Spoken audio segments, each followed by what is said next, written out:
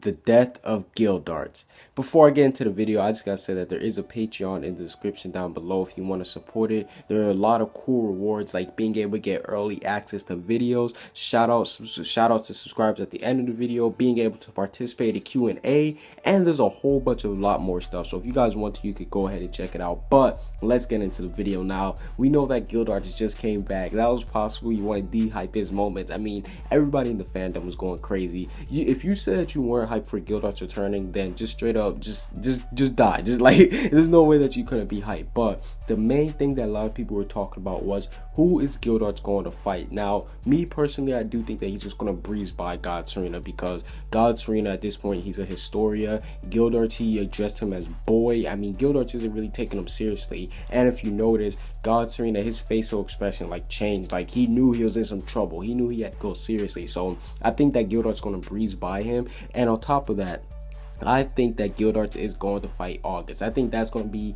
his like big fight, because look at it like this: the strongest Fairy Tail member versus the strongest Spriggan 12 member. Me personally, I think that August is the strongest. I think he's stronger than Eileen, and I think that fight's going to be dope. But the one thing that'll make this fight even 10 times better, don't get me wrong, I do think this fight will go down to like the wire. I mean, it will take both of these people like to the edge, but in the end, I do think that August would win, because I think August is stronger. But here's when the kicker comes in. What if when Gildarts dies, that's what triggers Natsu's E&D awakening? Now hear me out. We know that when Acnologia died, Natsu, he was able to get Blaze Dragon King mode, and that was his father figure. Acnologia was his dad. So what if Hiro Mashima does the same thing with Gildarts? We know that Gildarts, he was kind of a father figure to Natsu. So what if when Gildarts ends up dying, his father figure, he gets another power up? It'll be kind of reminiscent to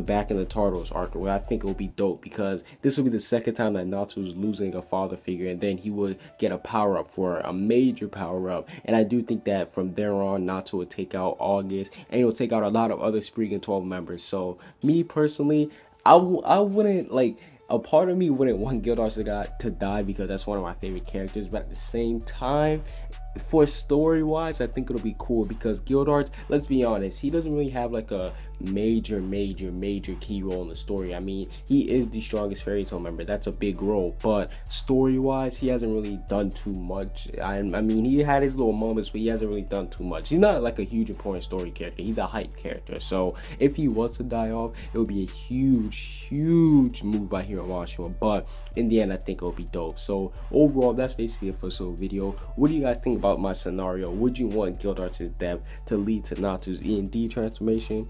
Comment what you guys think down below. Subscribe if you haven't. Peace out.